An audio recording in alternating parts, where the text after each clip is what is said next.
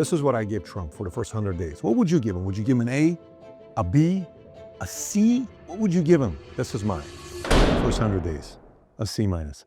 And I'm gonna explain to you why in today's episode. Today officially marks 100 days of promises made and promises kept by President Trump. This has truly been the most historic start to a presidency in American history. If you get value out of this video, give it a thumbs up and subscribe to the channel. Let's get right into it. So a few things on how I scored this. When it comes down to our quarterly assessment that we do on every one of our executives and employees, we go into a handful of different categories. We have A for attitude. I absolutely love Trump's attitude.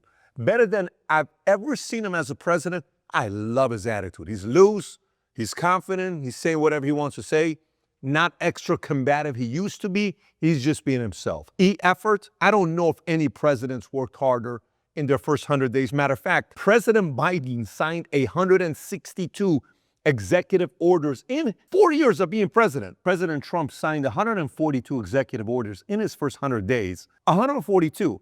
And FDR had the record before at 99. This was during the Great Depression. He signed 142.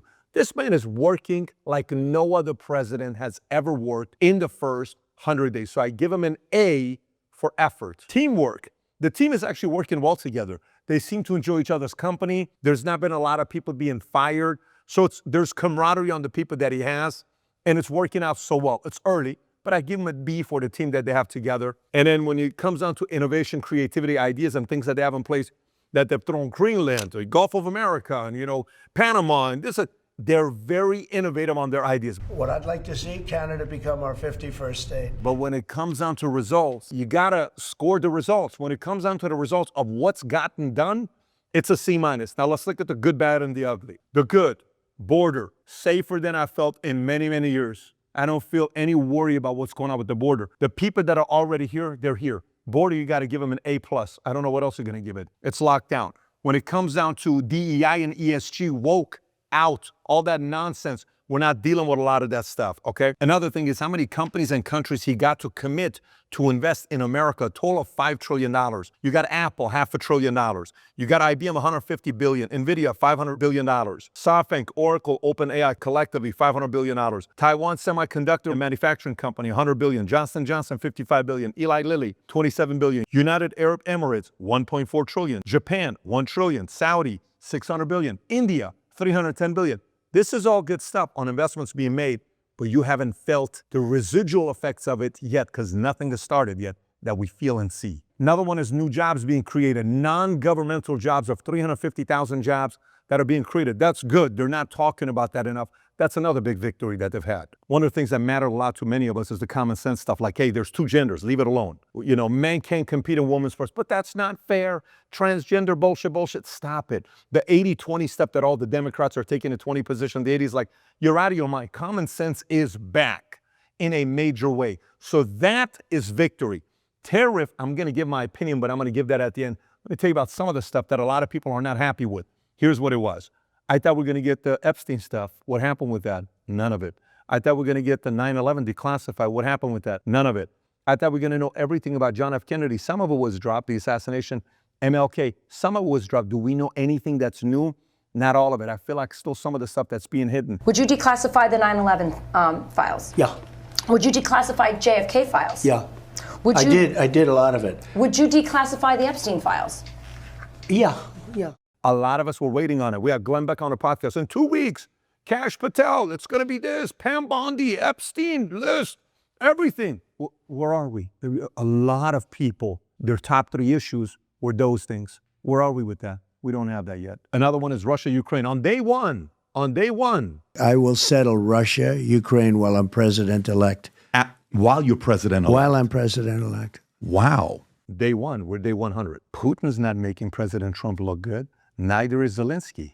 Neither one of them. It almost seems like Putin and Zelensky are on the same team in a very strange way. They're trying to kill each other, but in a very same way, they're holding President Trump hostage because they know President Trump wants to show that he brought them together and he's the bigger guy and he got them to have a broker a peace deal.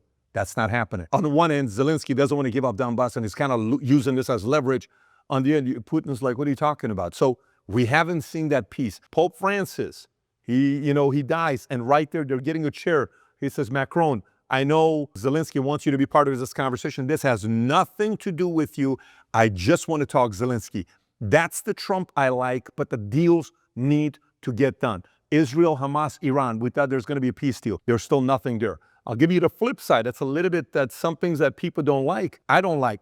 I don't want my president to make threats that he can't commit. If you're going to keep threatening Iran and Hamas, deliver on your threats. You can get away with saying it maybe once, but once, twice, three times, I no longer believe the threats that you're making. We need to be selective on the threats that we're making. I don't want my president to be dropping threats all the time. As a parent, as a CEO, we threaten all the time. You're supposed to at times, to your competition, to your enemy, to your peers, to your employees, to former employees that want to take away clients, defamation of all this other stuff. But you better deliver on your threats, or else the market's going to look at you saying, what's going on here? So a little bit too many threats without the delivery of threats being made. Now, some people may like this because they don't want war to be taking place. That's why I'm saying be selective of the threats you're making. One of the things a lot of us was excited about was Doge. Hey, the first 100 days, $1 trillion on savings. Awesome.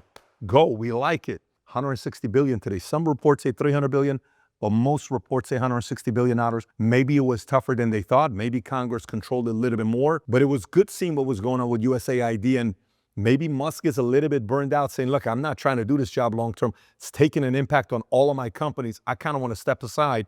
After the 100 days, we don't know. But Doge, another great concept that you want to see get done. No tax on tips. I know a part of that is unfair because the tax deal's not done yet. Corporate tax is going from 21 to 15, that extension that he had from back in the days.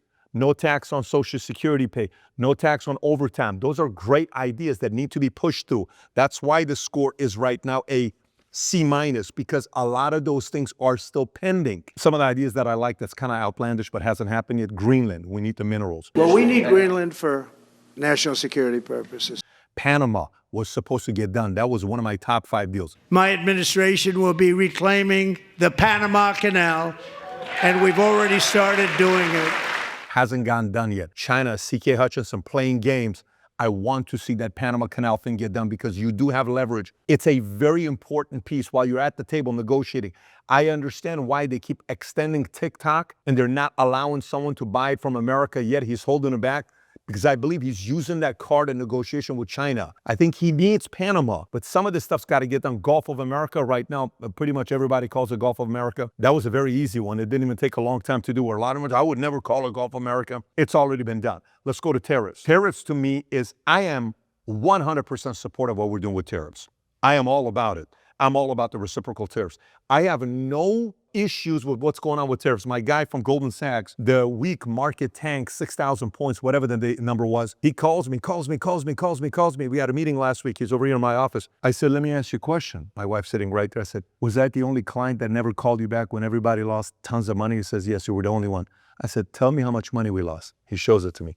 My wife's like, babe, we lost that much money? No, we didn't. We're going long. I said, matter of fact, buy more equities, sell the bonds, and go buy more equities. I am long on America and tariffs. Go.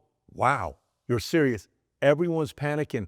I am not. I'm long on what they're doing. They need to negotiate the tariffs. They need to get this part done. Americans have been abused this entire time. I love the fact that Apple is taking 60 million iPhones that they want to produce, going taking some of that to India. 100% of it they want to move to India. Now, some of that still needs to come to America. Some of those jobs of manufacturing needs to come to America. That's part of the conversation.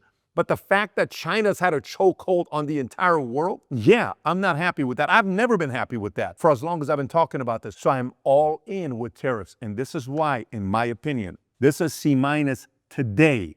What is today's date? April 29th, it's C-. But within 90 to 180 days, I will do another one, and it can be like this in no time. Very easily. You know why? Because as a businessman, when you have a lot of things that are pending, and nothing's getting closed, it causes a lot of panic for the people on the team. We need to close that deal. That brought 6.2 million. We need to close that. That brought 12 million. But when it's not happening, it's stress because you need VP of Finance. What's going on with cash management is low. Hey, what's going on? Expenses. Hey, we're hiring too much. Hey, what are we doing with this? I understand that. And for many, many times, as a guy running a business, I am fear for the longest time because nothing is closed yet. So yes, as of right now, I'm a C-, but do not be surprised when I go to this within 90 to 180 days where we start seeing Canada, Greenland, Ukraine, Russia, Iran, Israel, Hamas, etc., etc., etc. And when it comes around the corner and Dow goes towards 60K. And that can happen as well. But for today, my honest score today is a C-. If you got value out of this video, give it a thumbs up and subscribe to the channel. And by the way, if you never saw my interview with the president, we talked about a lot of this stuff in the interview. If you're a businessman or a businesswoman, you never got a chance to watch it, click here to watch it. Take care, everybody. Bye-bye, bye-bye.